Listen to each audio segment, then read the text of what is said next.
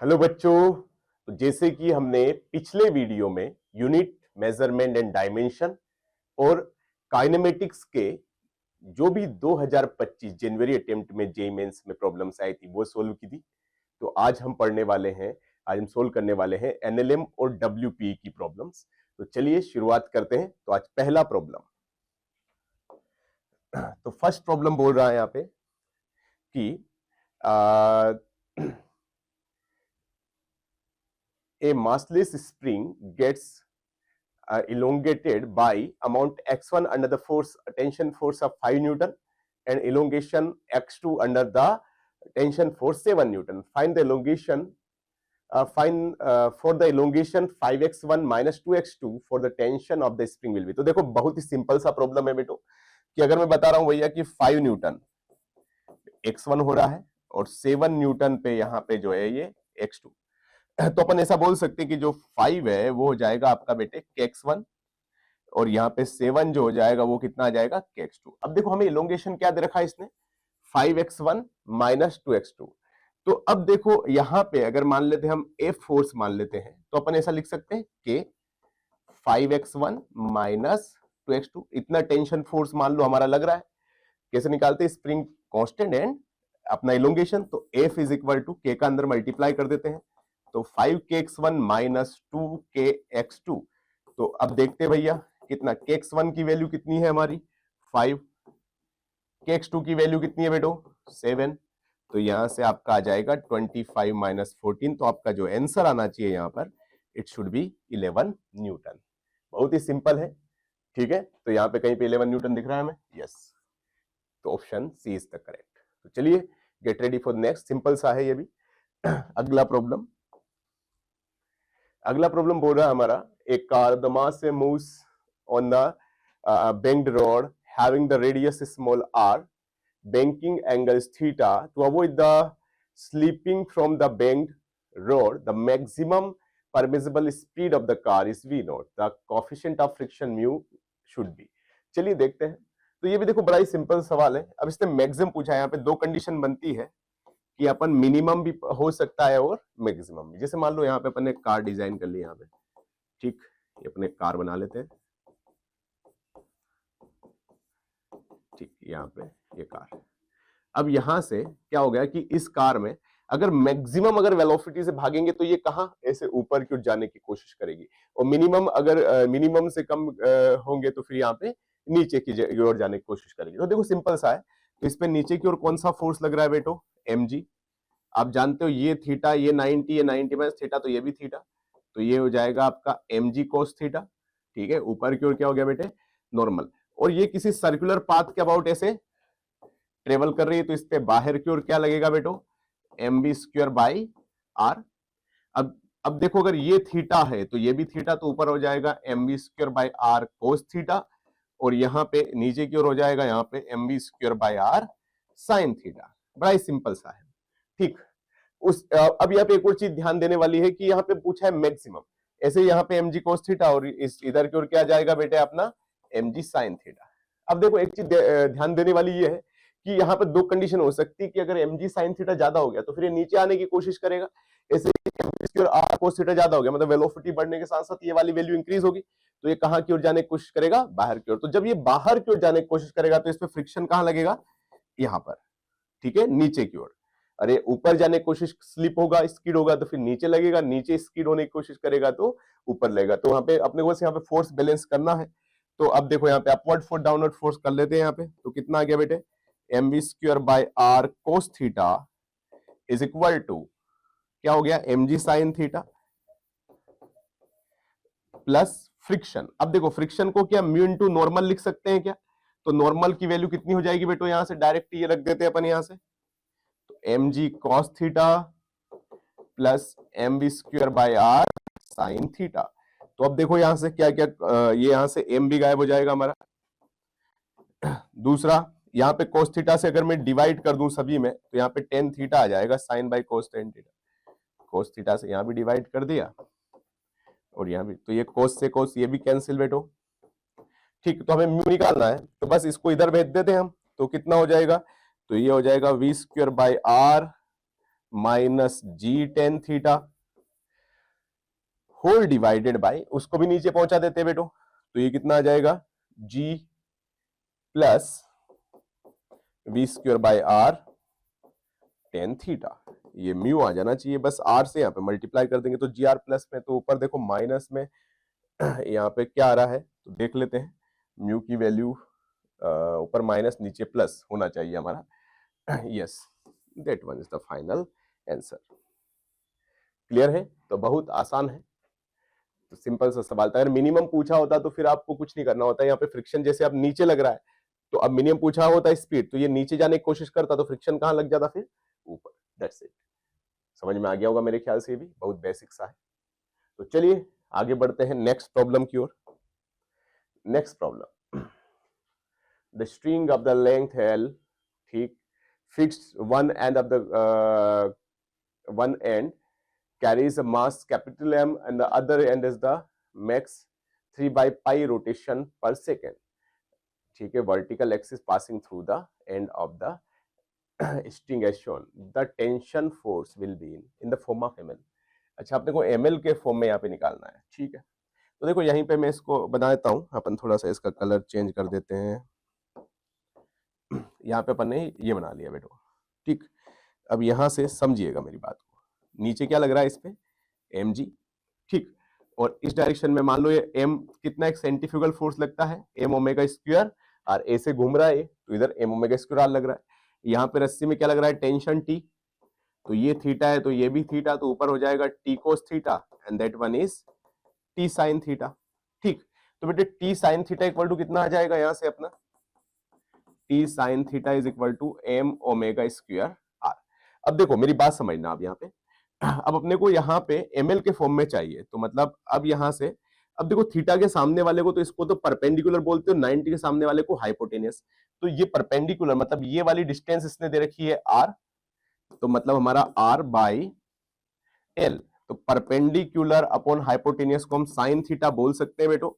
तो यहाँ से r इक्वल टू क्या लिख सकते हैं अपन, यहाँ से r is equal to l sine theta, तो बस ये वैल्यू यहाँ पुट कर देते हैं अपन, तो t sin theta is equal to m omega square l sin theta, तो l sin थीटा से l sin theta, sin theta cancel, तो हमारा यहाँ पे जो टेंशन आ गया वो आ गया m ओमेगा स्क्वायर l। तो अब देखो ओमेगा की वैल्यू निकाल लेते हैं।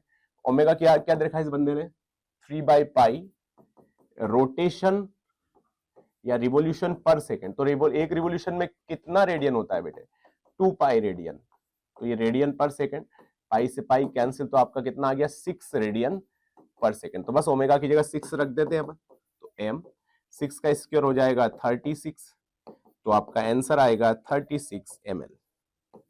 तो यहाँ पे ml, तो यहाँ पे आंसर आना चाहिए आपका 36। बहुत सिंपल है, क्लियर है? तो देखिए अब यहाँ पे अपन आगे बढ़ते हैं, तो सिंपल सा है, मैंने कुछ नहीं किया, बस इक्विलिब्रियम मतलब यहाँ पे मैंने बस फोर्स बैलेंस कर दिया है, लेफ्ट वाले फोर्स राइट वाले force, upward force downward force, ठीक। चलिए तो आगे बढ़ते हैं। तो next problem, a bob of the mass m suspended the point O by a light string, the length of the left of the perform the vertical motion circular as shown in the figure. Initially by the applying the horizontal velocity v naught at the point A, string max slack when the bob reached at the point D, ठीक है। The ratio of the kinetic energy of the bob at the point B and C, ठीक है। बहुत simple सा सवाल है।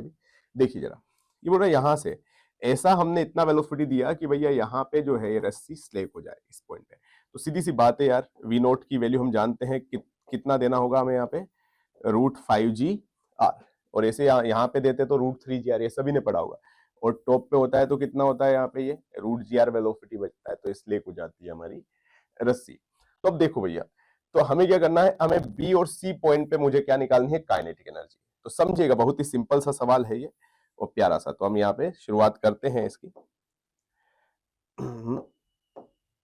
तो देखो अब कंजर्वेशन ऑफ एनर्जी के अलावा कुछ लगाना है, इसको अपन ने मान लिया रेफरेंस लाइन, रेफरेंस लाइन। तो अब देखो बेटे, अब मुझे इस पॉइंट पे निकालनी और इस पॉइंट पे, तो देखो ये वाली रेडियस आर है, तो ये आर साइन थीटा, तो ये आर कोस थीटा, और आर कोस थीटा, तो ये कितना हो जाएगा, आर माइनस आर कोस 60 जो भी है हमारा, ऐसे ही ये r है तो ये r sin थीटा और ये भी r cos 60। ठीक, तो अब देखो बस कंजर्वेशन ऑफ एनर्जी लगाते हैं। तो बेटे बी पे अगर मुझे काइनेटिक एनर्जी निकालनी है तो यहां पर तो एनर्जी कितनी है, half m b nought square. जब ये यहां पे पहुंचेगा बी पे तो इसके पास एक पोटेंशियल एनर्जी भी होगी, साथ में काइनेटिक एनर्जी भी होगी। तो इस पॉइंट बी की पोटेंशियल एनर्जी को दूसरे साइड ले जाते हैं, अपन कंजर्वेशन ऑफ एनर्जी लगाते हैं।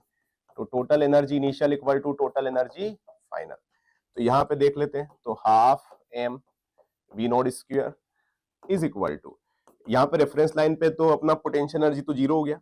अब अगर हम बी पे गए तो बी पे कितना हो जाएगा बेटे, यहाँ पे हाफ एम वीबी का whole square, this is the kinetic energy plus, अब देखो यहाँ पे पोटेंशियल एनर्जी, तो यहां से हम रेफरेंस लाइन से कितनी हाइट पे पहुंचे, यहाँ पे आर माइनस आर, टोटल ये आर है उसमें से आर को 60 माइनस करेंगे तो ये आर माइनस आर को 60, तो ये आ जाएगा आपका एम जी, आर कॉमन ले लेते हैं 1 माइनस कोस 60।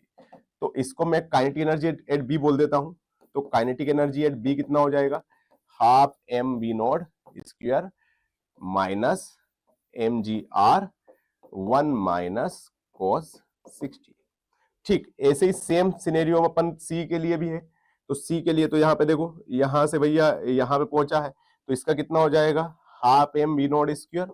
अब इसकी पोटेंशियल एनर्जी को दूसरी ओर ले जाए तो बताओ जरा, अब ये यहां से ये वाली हाइट कितनी हो गई आर, और ये आर कोस 60, तो आर कोस 60 और आर मिला के भैया यहाँ पे तो कितना हो गया आर प्लस आर कोस 60, तो यह आ जाएगा आपका minus m g r common ले लिया यहाँ से 1 प्लस कॉस 60। प्लस क्यों है बेटो, कि भैया यहाँ पे पोटेंशियल एनर्जी बढ़ गई ज्यादा, आर यहाँ से रेफरेंस लाइन से आर प्लस आर कोस 60। तो चलिए भैया अब इस पे आगे बढ़ते हैं अपन। तो क्या क्या बोल रहा है ये आगे, अब दोनों का अपने को रेशियो निकालना है शायद, the ratio of the kinetic energy at the bob at the point B and C. ठीक है, तो के बी बाई के सी निकालना है, तो के बी बाई के सी निकाल लेते हैं। यहाँ से हाफ एम एम दोनों को यहीं पे चलो रेशियो कर देते हैं, बस डिवाइड तो करना है यार। तो कौन सी चीज है जो यहाँ से डिवाइड हो जाएगी बेटो, एम एम एम एम आपस में कैंसिल आउट हो जाएगा। ठीक है, अब यहाँ पे वैल्यूज पुट कर देते हैं, तो के B by K C v naught square, v naught यहाँ पे क्या है √5 जी आर है, तो उसका स्क्वायर करेंगे तो कितना आ जाएगा बेटे, यहाँ पे half 5 g r minus m, तो यहां से गायब हो गया हमारा, एम एम कैंसिल आउट हो गया, तो यहाँ पे कितना आ गया जी आर 1 माइनस कोस 60। कोस 60 की वैल्यू कितनी होती है 1/2, 1 माइनस 1/2 इट इज 1/2, तो यहाँ पे ये 1/2 अपॉन ये भी कितना हो जाएगा बेटो, वही हाफ वी नोट स्क्वायर है, तो वी नोट का स्क्वायर मतलब इसका स्क्वायर करेंगे वही 5 g r by ji are. यहाँ पे 1 प्लस कोस 60, 1 प्लस कोस 60, तो 1 प्लस 1/2 कितना हो जाएगा 3/2, तो ये कितना हो जाएगा बेटो 5 माइनस 1 4 जी आर बाई 2, और ये आ जाएगा 2 g r by 2, g r by 2 से जी आर बाई 2, 2 1 जा 2 2 जा, तो आपका आंसर आना चाहिए 2। तो कहीं पर है ऑप्शन में भी 2, यस दैट्स इट। तो कुछ नहीं करना है यार, यहाँ की kinetic energy is equal to यहाँ की potential energy plus kinetic energy, यहाँ की काइनेटिक एनर्जी इक्वल टू यहाँ की पोटेंशियल एनर्जी। अब इधर की पोटेंशियल एनर्जी को दूसरे साइड ले गए अपन, और कुछ भी नहीं किया है, बिल्कुल सिंपल सा सवाल है। देखो सेम टू सेम एक और प्रॉब्लम जो है जेई मेंस 2025 में आया था, ये भी 2025 का ही है, एक और दूसरे पेपर में देखो सेम टू सेम प्रॉब्लम आई है, तो ऐसा नहीं कि क्वेश्चन रिपीट नहीं होते हैं। तो चलिए देखते हैं।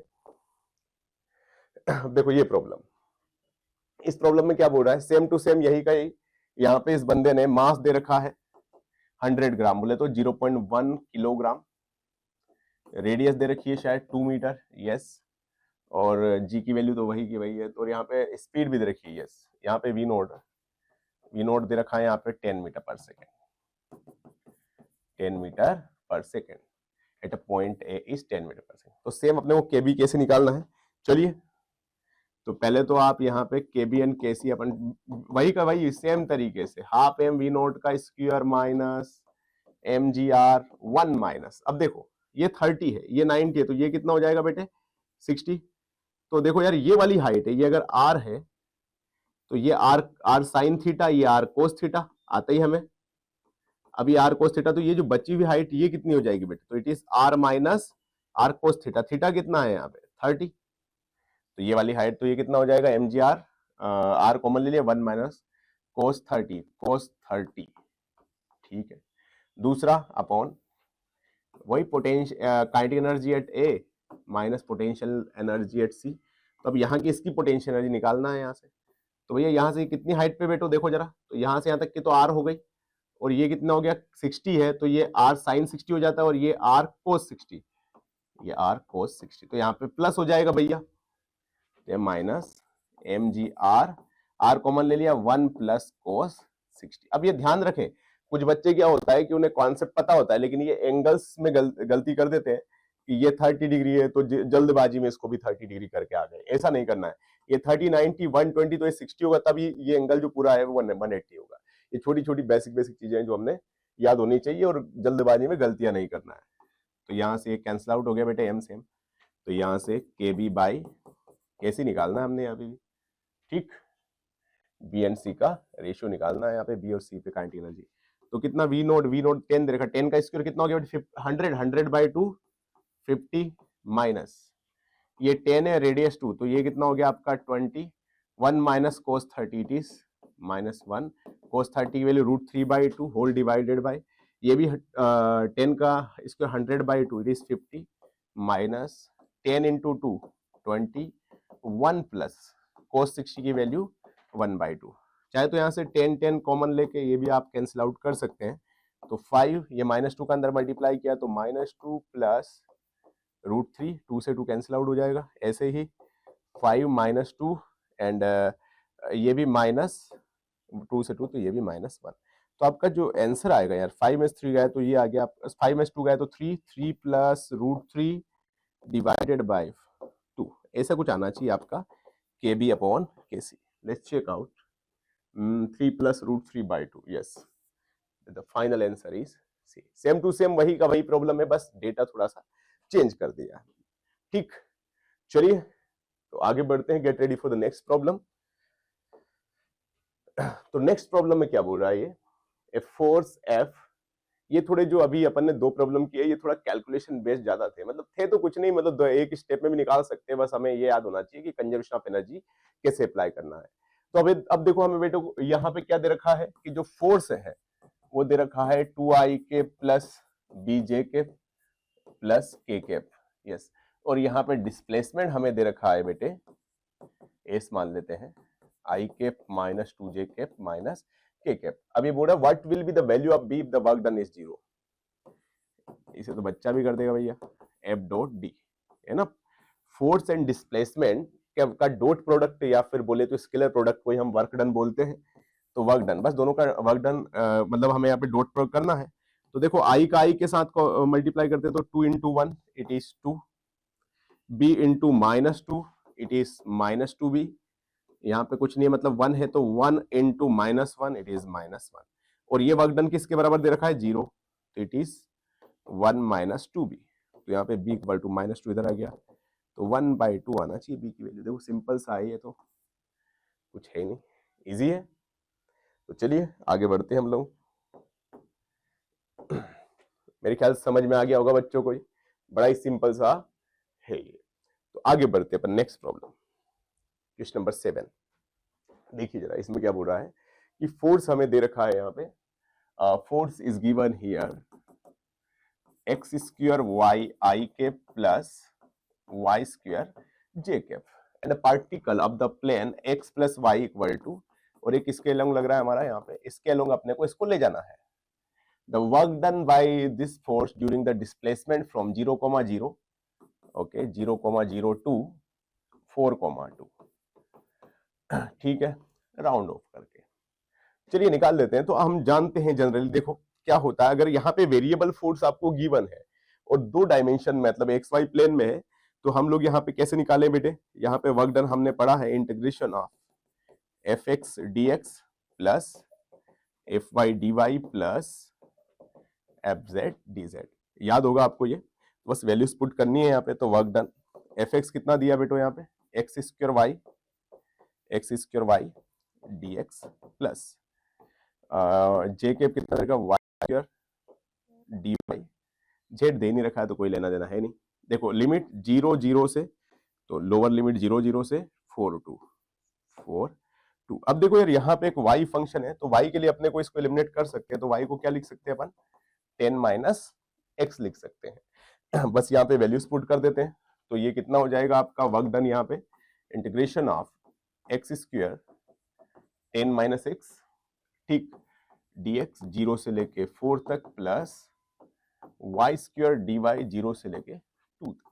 बस इंटीग्रेट कर देते हैं भैया, ये चाहे तो अंदर मल्टीप्लाई कर दो बेटे, तो 10 का एक्स स्क्वायर हो जाएगा 10x square minus x cube. तो चलिए इंटीग्रेट करते हैं, 10x स्क्वायर का करेंगे तो कितना आ जाएगा, एक्स स्क्वायर का x cube by 3 minus x cube का करेंगे तो एक्स क्यूब का एक्स की पावर 4 बाई 4, 0 से लेके तो 4 तक, प्लस वाई स्क्वायर का करेंगे तो वाई की पावर एक बढ़ जाती है, उसी से डिवाइड हो जाती है, याद है आपको सभी, ये इंटीग्रेशन आपने पढ़ाई है, ठीक। तो यार यहाँ पे कितना आ जाएगा देखते हैं जरा, 10 by 3 upper limit minus lower limit, 4 cube minus 0 cube, ठीक, और ये जो है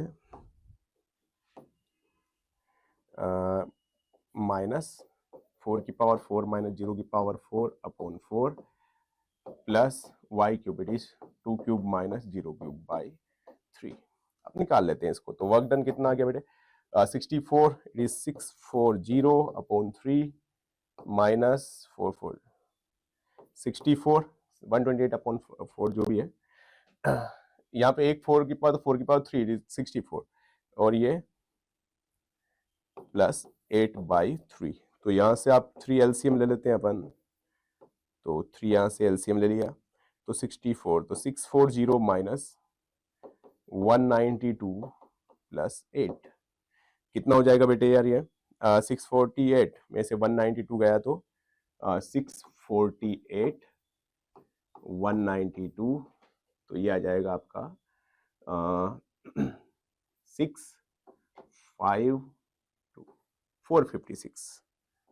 456 डिवाइडेड बाई 3, 3 1 जा 3 5 जा 3 2 जा, तो यहाँ पे 152 आ गया आंसर आपका। लेट्स चेक आउट क्या आना चाहिए इसका, 152। अच्छा ऑप्शन नहीं है, तो इसका जो आंसर कितना आएगा आपका 152। क्लियर है, वैसे यहाँ पे अपने को राउंड ऑफ करने की जरूरत नहीं पड़ी है, ठीक है। बेसिक अगर इस तरह से कोई आपको एक जरूर दे रखा होगा तो इससे आपको इसे एलिमिनेट करना आना चाहिए, ठीक। तो चलिए आगे बढ़ते हैं नेक्स्ट प्रॉब्लम की ओर। तो question number 8,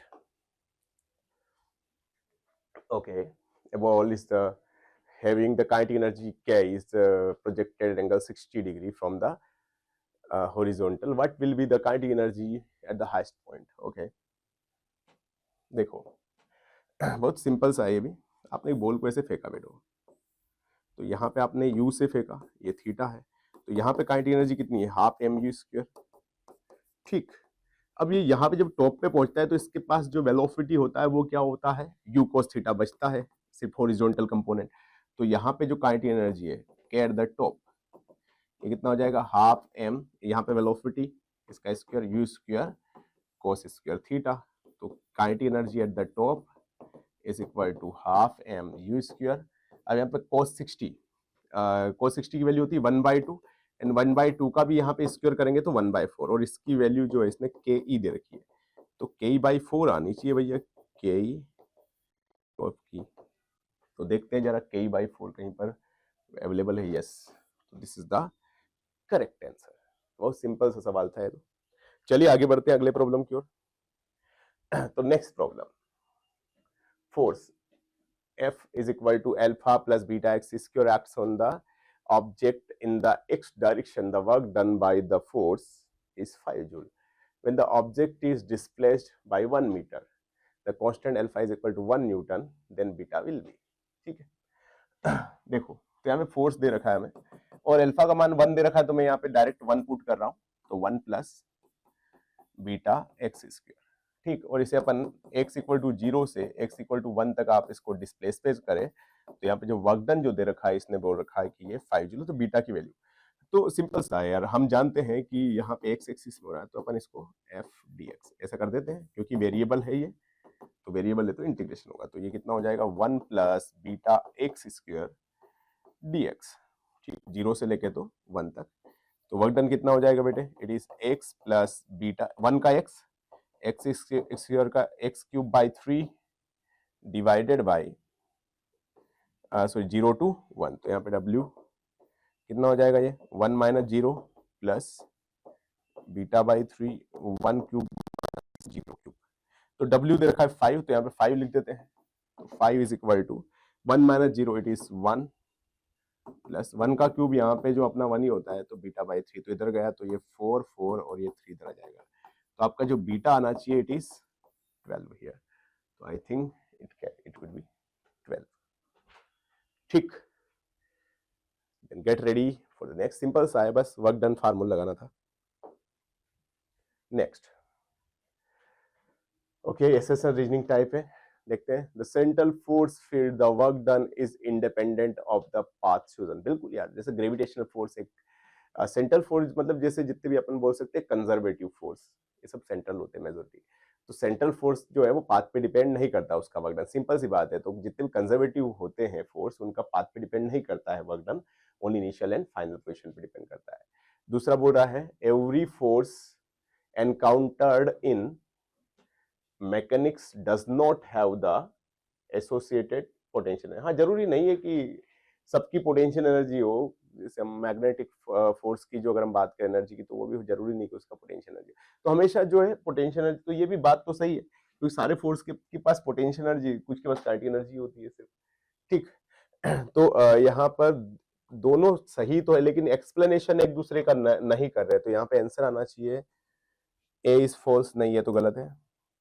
both A R correct, true R is not the correct explanation है। तो ये मेरे ख्याल से this one is correct answer. A true, but ये गलत ही है। बोथ ए एंड ट्रू, नहीं, ये भी नहीं है। तो इसका आंसर आना चाहिए आपका बी। ठीक, तो चलिए आगे बढ़ते हैं, क्योंकि कंजर्वेटिव फोर्स जो होता है उनका वर्क डन जो होता है पाथ पे डिपेंड नहीं करता, हम पढ़े हैं ये। चलो आगे बढ़ते हैं। तो भैया नेक्स्ट प्रॉब्लम, ये तो और भी सिंपल सा प्रॉब्लम है। beat up mass slide without the friction of the, ठीक है, wall। नेचुरल लेंथ दे रखी है इसकी, अपनी आर दे रखी है, ठीक है। The bead is release from the hoop, then the spring coefficient, the acceleration of the gravity, what would be the spring coefficient. ठीक है, तो अपने को क्या निकालना है बेटे, यहाँ पे हमसे बोला गया है कि कोई यहाँ पे स्प्रिंग को हमने इस तरह से रखा हुआ है यहाँ पे, और ये थोड़ा कलर चेंज कर लेता हूँ क्योंकि डायग्राम जो है, तो अपन यहाँ पे ले लेते हैं लाइट। देखो ये इसका सेंटर, तो ये भी आर है, ये इसकी जो स्प्रिंग की नेचुरल लेंथ जो है वो बेटे जो है, तो यहाँ पे अब जैसे अपन ने यहाँ से रिलीज किया इसको, तो u बराबर 0 से, तो ऐसे जाएगा क्योंकि ये रिंग में। और एक टाइम जो यहाँ पर इस पॉइंट पे, यहाँ पे जब इसकी जो स्प्रिंग की जो लेंथ अपनी नेचुरल लेंथ में हो, तो उस केस में बंदा पूछ रहा है कि यहाँ पे वेलोसिटी क्या होनी चाहिए। ये आर है, ये भी आर है, ये भी आर है। तो अब समझिए जरा, तो कंजर्वेशन ऑफ एनर्जी लगाना है, तो इसको आप एक काम करो, इसे मान लेते हैं अपन रेफरेंस लाइन। तो अब देखो यहाँ पे अगर मैं एनर्जी निकालूं, तो एक तो यहाँ पे काइनेटिक एनर्जी 0 है, लेकिन पोटेंशियल एनर्जी कितना, r plus r to r, तो m g into 2r plus, अच्छा यहाँ पे काइनेटिक स्प्रिंग एनर्जी है बेटे, क्योंकि इसकी नेचुरल लेंथ r है, तो यहाँ पे यहाँ से यहाँ तक किसकी लेंथ स्प्रिंग की कितनी लग रही है आपको, r plus r to r, मतलब r इसमें इलोंगेशन हुआ होगा, r इसकी नेचुरल लेंथ है। तो जो नेट लेंथ में से जब आप नेचुरल लेंथ को माइनस कर देते हैं, तो वही आपका इलोंगेशन होता है। तो यहाँ पे 2r में से r गया तो r बचा, तो ये कितना हो गया, हाफ के r का whole square plus kinetic energy 0। अब मैं बात करूं यहाँ पे, नेक्स्ट यहाँ पे अगर मैं बात करूं, तो अब जैसे ये यहाँ पे आ गया, तो यहाँ पे कुछ ना कुछ मान लेते हैं इसकी वेलोसिटी v, तो इसकी काइनेटिक एनर्जी मान लेते हैं अपन half m v square plus, अच्छा स्प्रिंग एनर्जी तो क्या हो गई बेटे 0, स्प्रिंग एनर्जी तो क्या हो गई इसकी 0। क्यों हो गई 0, क्योंकि ये अपनी नेचुरल लेंथ में आ गया। अब यहाँ पे एक चीज ध्यान देने वाली बात ये है कि अब इसकी पोटेंशियल एनर्जी भी है, जैसे ये मान लो एंगल अपन ने मान लिया थीटा, ठीक है। तो अब देखो बेटे, ये थीटा है, तो थीटा के सामने वाला परपेंडिकुलर, और ये बेस हो गया, और ये हाइपोटेनियस। तो देखो ये 90 के सामने वाला क्या, ये हमेशा 90 बनाता है, डायगोनल जो डायमीटर के दोनों पॉइंट्स होते हैं वो हमेशा उसके सरकमफेरेंस पे 90 का एंगल यहाँ पे बनाते हैं। तो अब देखो यहाँ पे, तो ये कितना हो गया थीटा, ये परपेंडिकुलर, ये हाइपोटेनियस से बेस, तो अच्छा base upon hypotenuse, base upon hypotenuse क्या पढ़ा है बच्चों ने, cos थीटा। तो यहाँ पे कितना हो जाएगा cos थीटा, बेस कितना दे रखा बेटे यहाँ पे, ये बेस है, ये कितना है r हो जाए तब की बात कर रहा है, तो r बटे ये लेंथ r है और ये 2r, तो r बाई 2r, r से r कैंसिल, तो cos थीटा 1/2, तो थीटा कितना हो गया यहाँ पे आपका 60 डिग्री। तो अब देखो बेटे, अब इसका अगर मैं ये निकालू यहाँ से इलोंगेशन, तो देखो ये, सो यहाँ से अगर मैं इसकी हाइट निकालूं, तो ये r है, ये r sin थीटा, तो ये क्या r cos थीटा हो जाएगा, तो ये लेंथ कितनी हो जाएगी आपकी r cos थीटा, तो plus mg r cos theta cos 60। तो अब देख लेते हैं यहाँ पे, अब इसको सोल्व कर लेते हैं अपन, कितना आएगा बेटो, mg2r, ठीक है, 2mgr, ये इसको इधर ले आओ तो माइनस mgr cos 60 की वैल्यू 1/2, मैंने 1/2 कर दी, इधर आके प्लस है तो माइनस हो गया, प्लस इधर एक क्या चल रहा है आपका, एक kr²/2 इज इक्वल टू, यही आपकी काइनेटिक एनर्जी है, हाफ m v स्क्वायर। तो अब देखो यहाँ से आप चाहे तो 2 इधर 4, तो ये आ गया आपका 3/2 mgr plus kr²/2 is equal to half m v square. देखो 2 2 2 एक दूसरे से कैंसिल आउट, m से डिवाइड कर देंगे तो v आ जाएगा यहाँ से m से m, तो आपका आंसर आना चाहिए √3gr प्लस kr²/m। ऐसा कुछ है क्या कहीं पे, √3, yes this one, √3gr kr² plus kr²। तो कुछ नहीं, यहाँ पे भी क्या लगना था, बस conservation of energy, total energy initial equal to total energy final, पहले यहाँ की एनर्जी निकाल ली और फिर यहाँ की, ठीक, तो सिंपल सा है। तो हम बढ़ते हैं आगे की ओर, नेक्स्ट प्रॉब्लम। चलो नेक्स्ट प्रॉब्लम क्या बोलता है, यहाँ बोल रहा है body of mass 4 kg is placed in the plane, ठीक है, and the point P having the coordinate 3,4 under the action of the force 2ik plus 3jk moves to Q point have the coordinate 6,10, ठीक है, in 4 seconds. Then average power and the instantaneous power has the ratio in 4 seconds, ठीक है। अपने को यहाँ पे निकालना है बेटे t इक्वल टू 4 सेकेंड में P average upon P instantaneous का रेशियो निकाल। देखो सिंपल है, एवरेज पावर तो अपन डायरेक्ट निकाल सकते हैं कि जो पावर होता है वो क्या होता है बेटे, फोर्स इनटू वेलोसिटी का डॉट प्रोडक्ट, ठीक। तो अब देखो या फिर इसको अपन ऐसे भी लिख सकते हैं, average force into displacement upon time, क्योंकि वेलोसिटी का मतलब तो यही होता है। तो अब देखो यहां से अपन निकाल लेते हैं, तो पी एवरेज, देखो फोर्स की वैल्यू कितनी दे रखी है बंदे ने बेटे, 2ik plus 3jk, 2ik plus 3jk plus 3jk, और यहाँ पे डिस्प्लेसमेंट में निकाल लेते हैं। डिस्प्लेसमेंट क्या होता है, फाइनल माइनस इनिशियल। तो ये 6 दे रखा है और इसका एक्स कोऑर्डिनेट कितना दे रखा भैया आपका 3, तो 6 - 3 इट इज 3ik प्लस ये 10 दे रखा है वाई कोऑर्डिनेट और यहाँ पे दे रखा है आपका फोर्स, तो ये आ जाएगा आपका 6jk। बस वैल्यू पुट कर देते हैं, तो पी एवरेज कितना आ गया बेटो, फोर्स, इनका डॉट प्रोडक्ट कर दें एफ डॉट डी, तो 2 3 जा 6 प्लस 6 3 जा 18 बाई 4 सेकेंड। टाइम यहाँ पे कितना दे रखा है आपको 4 सेकेंड, तो ये कितना हो गया 24 बाई 24, तो 6 वाट, तो ये आ गई आपकी पी एवरेज, ठीक। तो पी एवरेज आपकी वैल्यू आ गई यहाँ पे 6 वाट। अब आगे देखते हैं अपने को पी इंस्टेंटेनियस, तो 6 वाट तो कहीं पे तो होगा, खैर आंसर तो यहीं से निकल गया अपना।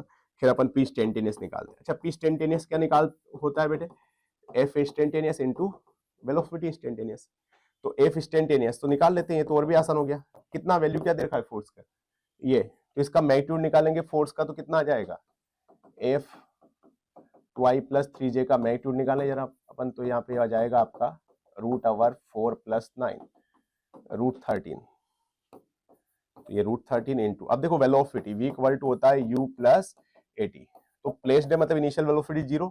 अच्छा एक्सेलरेशन यहाँ पे v इक्वल टू u + 80 पढ़ा है अपन, एक्सेलरेशन क्या होता है आपका फोर्स अपॉन मास, तो देख लेते हैं।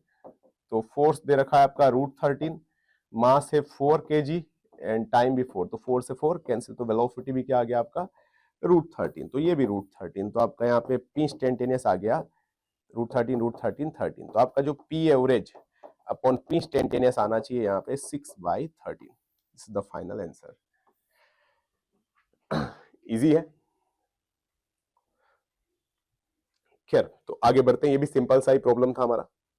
Next, okay, a body of mass m is connected to a massless unstretched string goes vertically circle of radius r under the g. ठीक है, under end of the string has the center of the circle if the velocity at the top is root n root over gr n root over gr n is greater than 1. ठीक है, then the ratio of kinetic energy of the body at bottom to the top. Okay, तो हमें कुछ नहीं करना है भैया, यहाँ पे भी kinetic energy at bottom to the kinetic energy at top, इसका रेशियो निकालना है और हमने एक ऑब्जेक्ट को यहाँ से बस ऐसे करके फेंका है. ठीक है, इसका वेलोसिटी है वो है n रूट जी आर. तो अब समझना बेटो, ये कुछ भी नहीं, सिंपल सा है, कंजर्वेशन ऑफ एनर्जी लगाना है. तो अब देखो यार, यहाँ पे तो काइनेटिक एनर्जी अपने को पता है, यहाँ पे वेलोसिटी पता है अपने को v टॉप पे. अब ये v बॉटम पे जब ये यहाँ आएगा तो कंजर्वेशन ऑफ एनर्जी लगाते हैं तो ये कितना हो जाएगा आपका half m v square. Total energy initial यहाँ पे equal to total energy final, और यहाँ पे अपन इसे बोलते हैं रेफरेंस लाइन बोल देते हैं. तो अब देखो यहाँ पे एनर्जी निकालूं मैं तो कितना हो गया बेटे आर आर, तो यहाँ पे कितना हाफ m v स्क्वायर, इसका स्क्वायर करेंगे तो कितना हो जाएगा n square g r plus यहाँ पे पोटेंशियल एनर्जी रेफरेंस लाइन से कितनी हाइट पर है r plus r 2r height पर है, तो यहाँ पे कितना आ जाएगा आपका mg 2r. बस इतनी एनर्जी है यहाँ पे इज इक्वल टू.